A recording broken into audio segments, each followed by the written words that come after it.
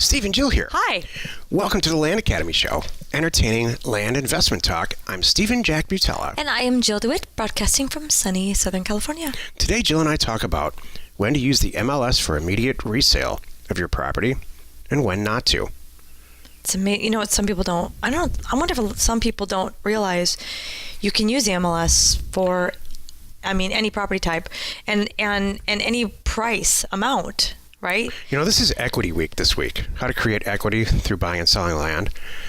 And I'm not sure that, it just occurred to me that most of the people get their informal training from becoming a real estate investor from their parents doing their primary residence, you know? Right.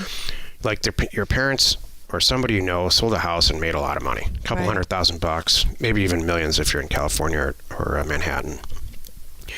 And a switch flipped. If it flips, it flipped in my head when I was younger. Like, well, what if I just did that 4 times a year? Right. Like, really, I was really young. Well, that could be, you'd make way more. Dad, you'd make way more money if you just did 4 of these a year. Right. Oh, yeah, son, you're probably right. I got to go to work. Exactly.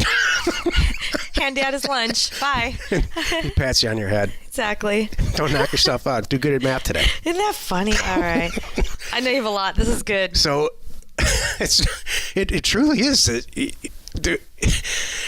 So this stuff is so simple once you accept this fact that all the crap that you've learned about real estate investing, that you've absorbed like a sponge your whole life, you gotta kind of undo. It's so true. You know, you just brought up a good point that I wanted to say. I don't know if it was on social media or if it was in our online community, but one of our members was so cool, put a note like, it's April 1st, or it was some day like that. And he's like, I've already made, whatever, I don't remember when it was. 3 times as much as I did last year in my salary. Well, it's like I've already made my salary up for the year, so the rest is gravy. I can't remember when it was. It might have been at some point last year. I don't know. It's all a blur.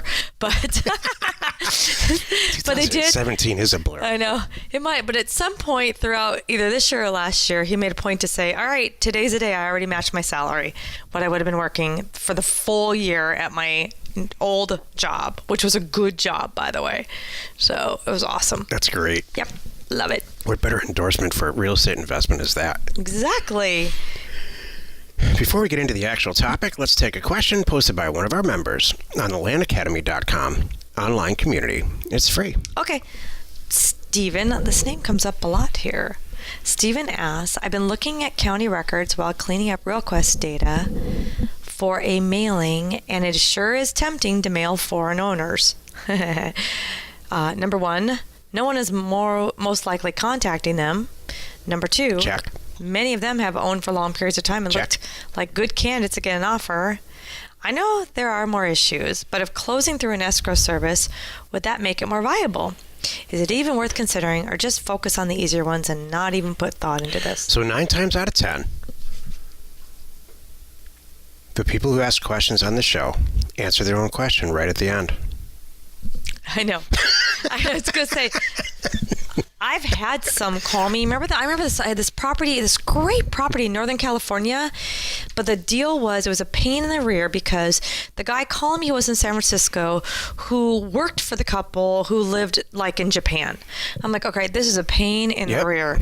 And I would talk to him and he would call them, and then they would call him, and then he would call me. And then I'm like, okay, and how are you even going to sign this? Okay, well, they're going to be here for the holidays, or I'm like, you know what? Eventually, I totally dropped the whole thing because it was just a waste of everybody's time. Yeah. So that's what could happen. And I'm like, and I was kicking myself for wasting the 6 phone calls I got to that point to just go let it go. So we have about 100, maybe 70 people in our group who really, really do well with this. I mean, there are senior members / upper level members. I don't know what we would call them. Advanced. And the questions, the type of question, advanced, professional, special, pro level. How about special? I don't know. Yeah. And they asked me, here's the kind of question that they would ask me. What do you do about the fact that your phone rings 24/7?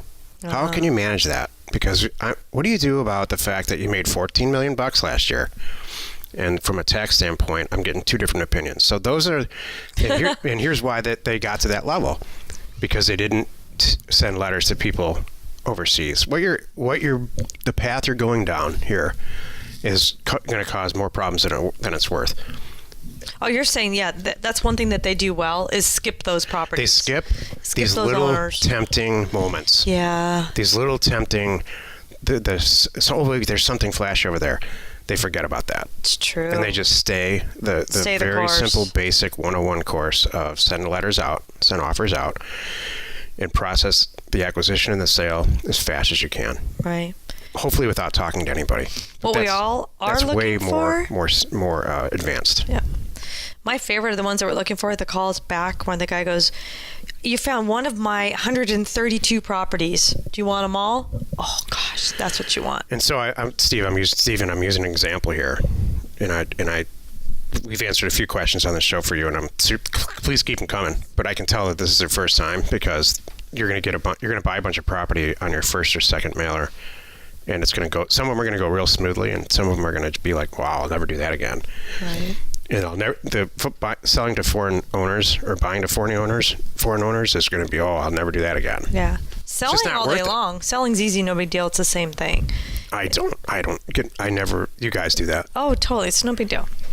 So. That's a good answer, Jill. Thank you. Yeah, we keep you out of all that because I'm the sales side. Let's be honest. It's true. We haven't talked about that in a while. What is your forte, Stephen?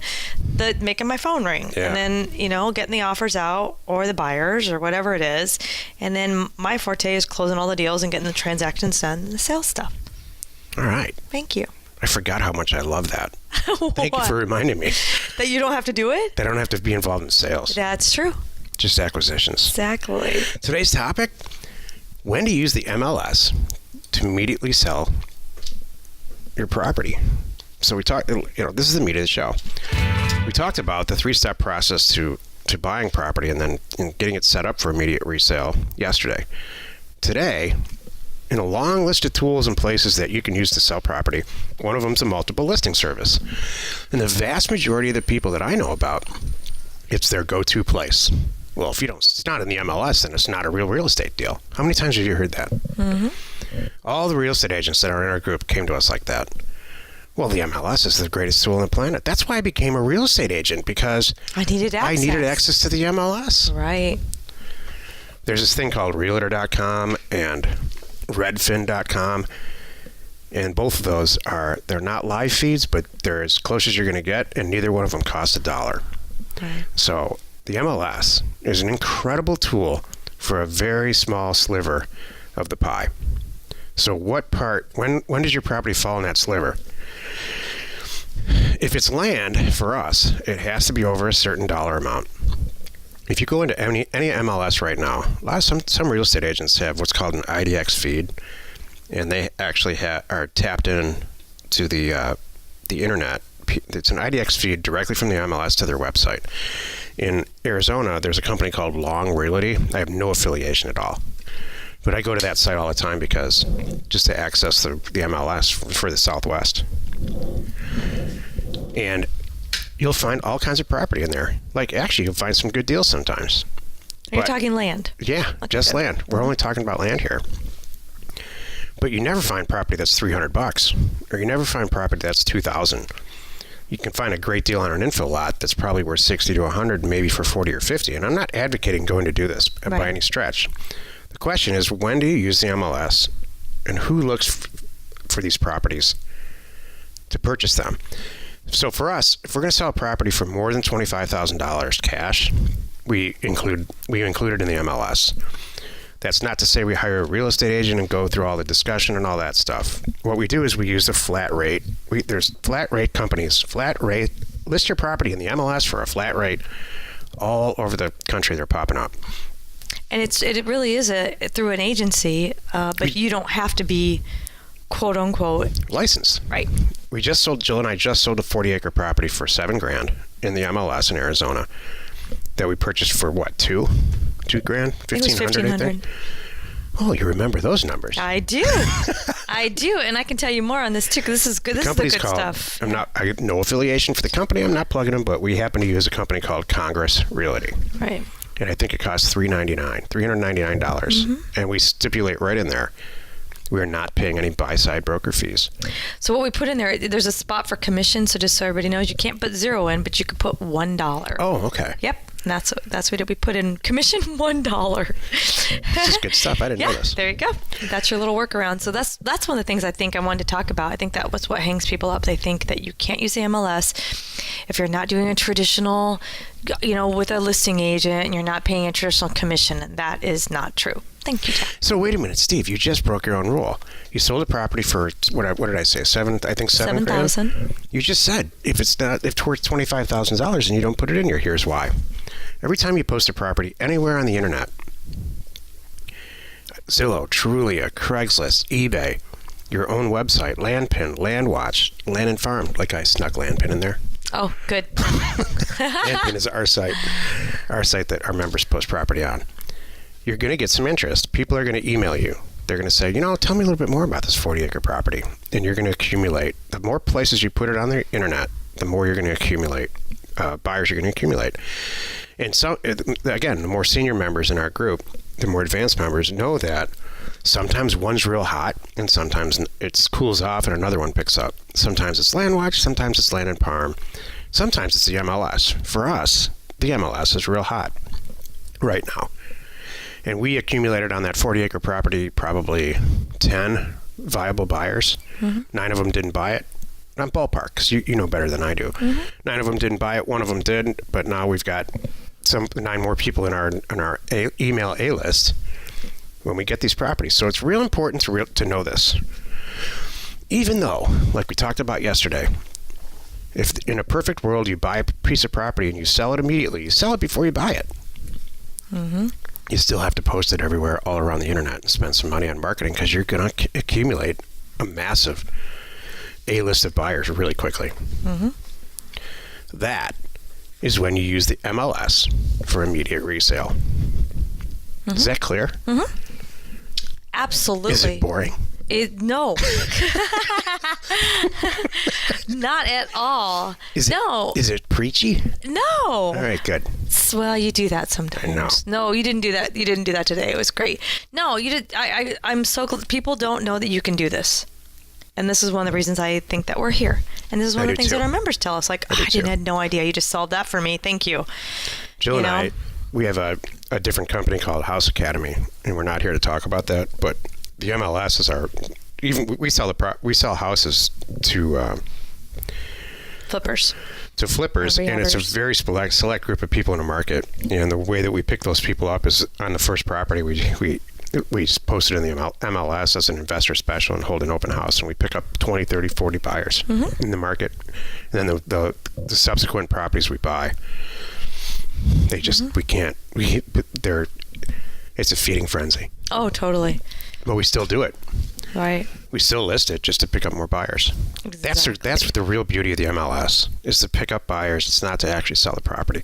If you're doing everything right, the property's already sold anyway. You know what? I want to make this point. This is when we were talking about this earlier. One of the things I thought about was, everybody's doing it wrong, right? Let's call a spade. We shouldn't be trolling the MLS. If you really want an off-market deal, everybody says they want an off-market deal, and all they do is get up in the morning and go look at the MLS.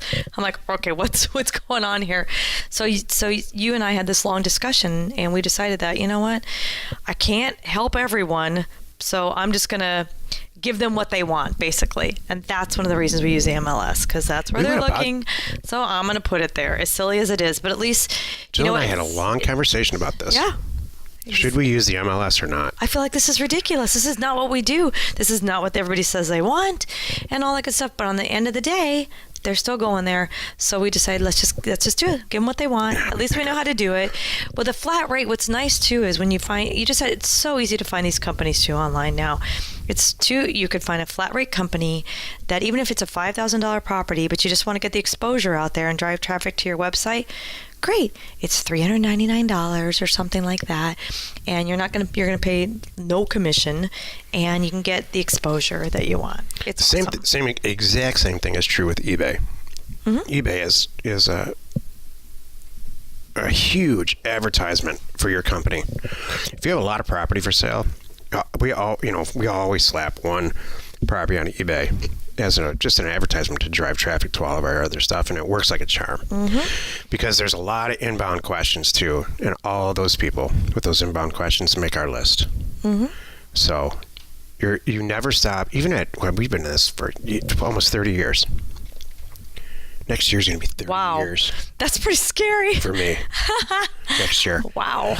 So even if... take the words out. I'm thinking about it. Oh. Is it 20 years or 30 years? 30? 99? Wait. No, it's 20 99? years. 09? Feels like 30. 20 years. Yeah. Okay, good. scared me. Oh, that's much better. Yeah. I would say, how old are you If we're again? doing this 10 years from now. 99? Yeah. Okay, we're cool. Anyway, no matter where you are in your career, how advanced you are, you never stop building that A-list of buyers. We've got tens of thousands of buyers that tap into our stuff daily.